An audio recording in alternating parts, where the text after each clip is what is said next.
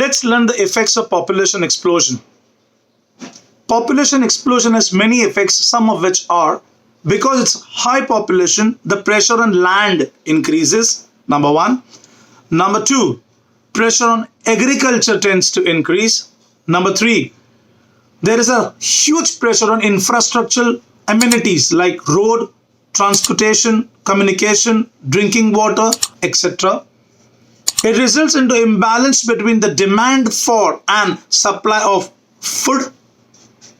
The most important effect of population explosion is inflation.